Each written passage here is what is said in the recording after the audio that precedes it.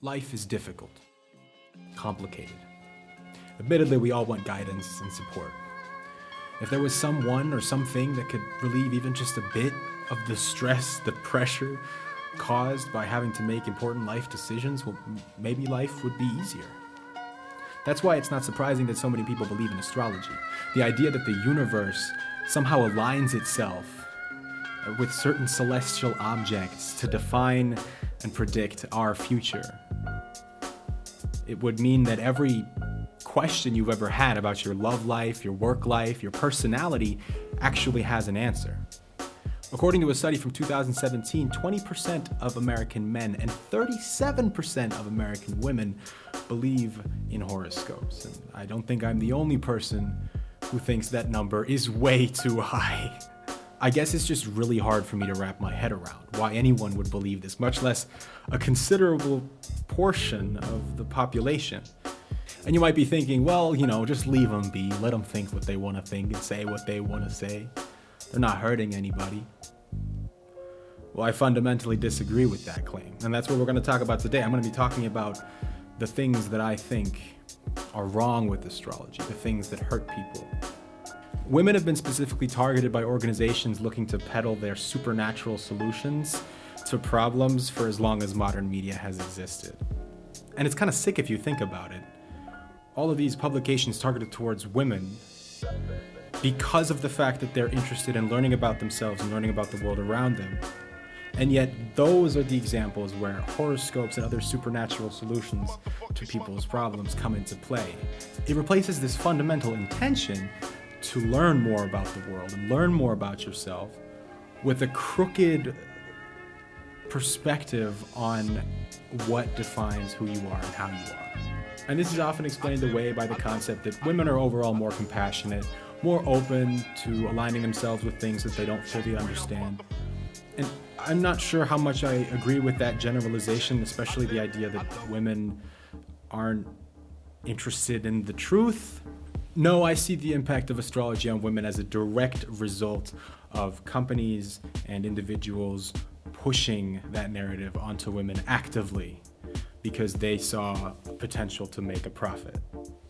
And consequentially, I think that women just have more obstacles in their way, and there are more people actively trying to convince them that astrology is a valid way of looking at the world.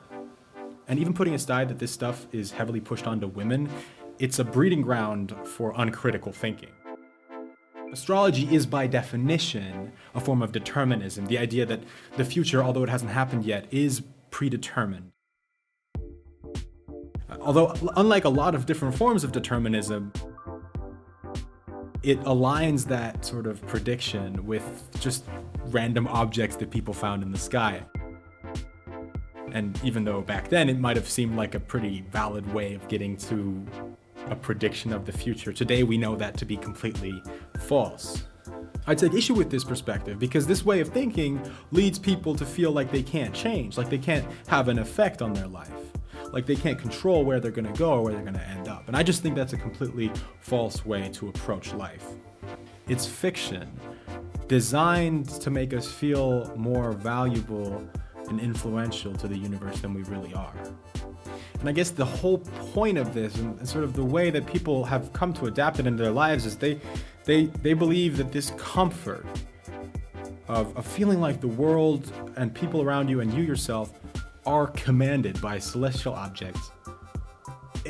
It's a wonderful feeling, but I don't necessarily think that it is any more valuable than the truth and the way that things actually work. And to address the other relevant aspect of astrology, zodiac signs, oh boy. Zodiac signs do a great job at getting us to judge people without knowing anything about their personalities. The way I see it, there's a little difference between thinking someone's untrustworthy because they're Jewish, thinking they're aggressive because they're black, and thinking someone's two-faced or lazy because they happen to be a Gemini. The generalization might not hold the same weight because there's not decades and decades of history behind it, but you're still taking a factor about someone, something they can't control, something they absolutely did not determine, And you're defining them through that characteristic. And not only that, but you're defining them through an arbitrary set of associative adjectives that you just sort of have in a list in your head.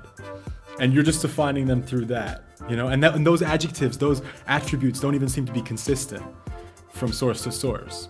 When you blindly follow your personal understanding of zodiac signs, you're not giving people the chance to present themselves, to be anything different from the particular personality that you seem to have assigned to them because of the month they were born in. You put them in a box, you attribute a bunch of traits to them, and as soon as they show any sign of relating to any of those traits, boom, that person's a Scorpio, you can't date them or whatever the fuck. I don't know, you just can't do that. You just can't do that. You should not be able to get away with being that outwardly prejudiced. But you somehow are. It's somehow completely okay because of the fact that none of the attributes that you're giving to people are directly negative. Most of them are all about, you're the creative type, or you're outdoorsy, or whatever the hell. It's never like, you have crippling depression. Let's talk about growth for a minute. The process of learning more about yourself and the world around you. Growth doesn't necessitate a rational worldview or even a consistent one, but it does require us to be personally involved with the changes we're making in our lives. We become more mature, more responsible, less gullible, less impressionable, all through experiences that we have and personal values that we draw from those experiences. So the question is, how do you expect to grow if you don't make your choices yourself? How do you expect to react and adapt to the world that you're actually living in and the life that you're actually trying to lead if you're not behind the steering wheel making the decisions yourself about when and how you should react, how you need to live your life? How do you lead yourself? How do you guide yourself if you hand the reins over to somebody that is completely untrustworthy? Like in this particular case, these people writing these horoscopes are not to be trusted. They don't actually have any foundation for what they're saying. It's all just words on a page. If we found out tomorrow that 30% of our population was basing their life decisions off of the comic strips in the back of every daily newspaper, we'd flip our shit. We'd freak the hell out, and we'd be extremely careful of what we let people put into those comic strips.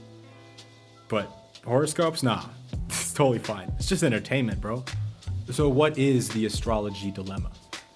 In the end, it has very little to do with whether or not you actually think your horoscope can predict your future. Instead, it poses a question to people like me, people who don't believe in astrology. What good reason do we have for continuing to feed this stuff to impressionable people on a daily basis? Do we not care because we think that we're all too smart to fall for it anyways? Would it not be better to preserve the historical and cultural aspects of astrology and finally get rid of all this modernized supernatural mumbo jumbo that seemed to have spawned around it that does definitely more harm than good to anybody? For the sake of all of us, for the sake of progress and humanity, it's hard to justify being so dismissive of something so many people believe in, or it's hard to justify it to them. That's why I think, despite all that I just said, there's no easy answer here. I don't want to stand in the way of somebody who's chosen a path for themselves, or strike doubt into the head of somebody who draws confidence and empowerment from zodiac signs or horoscopes. That's not my intention, but there are other ways to figure out life, though. Better ways, ways that don't require you to abandon critical thinking. Ways that don't require you to have so much faith in something so arbitrary. A lot of people might say I lack a spiritual perspective on the topic, but the way I see it, spirituality is all about something larger than ourselves, something more important than ourselves. It's about opening ourselves up to another way of thinking, one that isn't as rigid and stale as the one that we embrace naturally. Astrology is yet another obstacle on our path to enlightenment.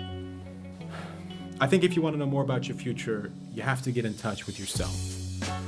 Once you know everything there is to know about you, once you know what you want and what you're willing to sacrifice, that's when you can start to take steps towards getting there. You'll know what it is that you have to do. You'll know the obstacles that you'll have to overcome.